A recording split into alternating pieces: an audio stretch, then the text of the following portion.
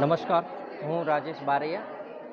આજે આપ જોઈ રહ્યા છો અઠીસી વિઝ્યુઅલ આર્ટ ગેલેરીમાં 26, 27, 28 એમ 3 દિવસ આ પીછવાઈ પેઇન્ટિંગ ઉપર જ કામ કર્યું છે એ શો ચાલશે।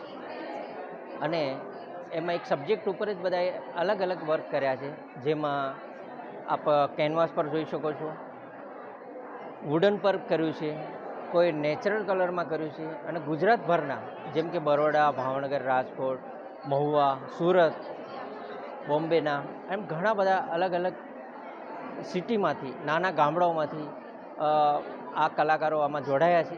અને ખાસ તો એ વાત છે કે આમાં આપ જોઈ શકો છો 100 પેઇન્ટિંગ છે અને 70 આર્ટિસ્ટ, એમાં લગભગ 90% બહેનોએ ભાગ લીધો છે। એટલે બહુ ખુશી થાય છે, એક સરસ આર્ટ તરફ બધા જે એટ્રેક્શન વધ્યું છે અને જે એક માહોલ બને છે એ આપ જોઈ શકો છો। Thank you very much.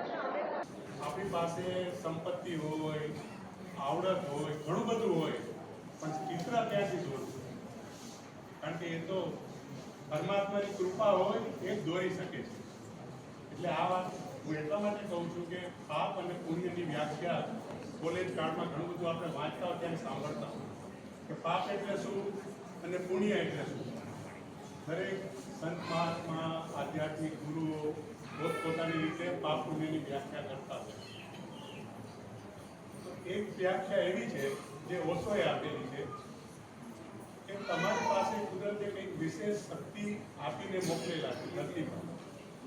એ શક્તિને જો આપણે અભિવ્યક્ત ન કરીએ તો એ પાપ છે। કોઈ ચિત્રકાર હોય, કોઈ સંગીતકાર હોય, કોઈ નાટ્યકાર હોય, કોઈ શબ્દકાર હોય, કોઈ અર્થકારણી હોય, તો આ બધી વિશેષ કલા છે।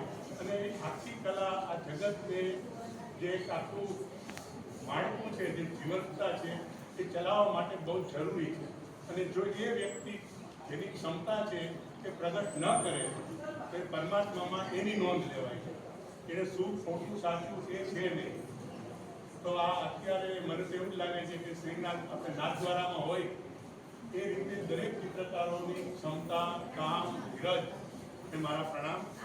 અને આ જોઈને અમને લોકોને પ્રેરણા મળે એવું છે, કારણ કે આ કામ કરવું નાની વાત નથી। આટલી ધીરજ, ચંચળતા હોય મનની, કે બધાની વચ્ચે જ્યારે આપણે કોઈ પણ કામ કરીએ છીએ તેને કોઈના આધારની જરૂર નથી। ચિત્રકાર ક્યારેય એની પાસે એવી કુમારી છે કે એની પાસે કંઈ સંપત્તિ ન હોય, પદ ન હોય, સામાજિક કોઈ ન હોય, તો પણ એનું ચિત્ર છે એ એને હંમેશા બળ આપનારું છે। એટલે આવી કુદરતની જેની પર બધા પર અસીમ કૃપા છે એ સૌ ચિત્રકારોને ખૂબ ખૂબ અભિનંદન। નિયમિત આ રીતે ચિત્ર થતા રહીએ અને અમને જોવા મળે। ધન્યવાદ।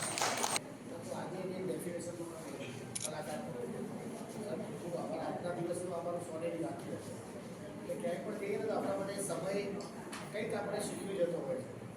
તો મારી વાત કરું કે મને આ શૈલી બહુ જ ગમે છે।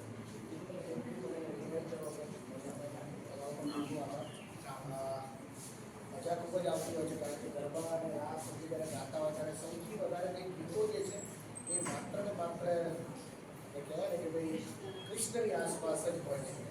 પછી એમાં આપણે કહીએ કે ધન ધન તો આ મોરલો એની પરદેશી છે ખમારે વાલમજી મારા કેવો કરાવ્યો મેં। શરૂઆત કરીએ તો હંમેશા કહું છું ચિત્રકાર અને ગાયક કે જે ક્રિએટ કરતા હોય, આપણે લોકો જ્યારે કોઈ પણ સંગીત ક્રિએટ કરતા હોય તો અમારા મનમાં એક કલ્પના આવતી હોય અને અમે શબ્દ એટલે વોકલી અને બહાર સુરની સાથે સુરના સથવારે અમે એને ગાયને અભિવ્યક્ત કરતા હોઈએ છીએ। એવી જ રીતે ચિત્રકલા હોય છે એ હંમેશા એમના મનની અંદર એક આગળ કલ્પના અને એમનામાં ઊભું થતું એક દ્રશ્ય જે છે એ સામેવાળાને કઈ રીતે સમજાવી શકે? કારણ કે શબ્દોથી કદાચ કહેતા હોય, પરંતુ જે વિઝ્યુઅલ માધ્યમ જે છે માત્ર ને માત્ર ચિત્રકાર આપી શકે છે। કલ્પના એમણે કરેલી છે, લોકોએ જોયા તો નહીં ભગવાન, આપણે જોયા નથી, પણ અહીંયા આવ્યા પછી આપણે દ્રશ્યનો થઈ જાય છે વાહ, એ ચિત્રકાર જ કરી શકે, બીજા કોઈ નથી કરી શકે। અને થેન્ક યુ દરેક ચિત્રકાર જે તમારી જે કળા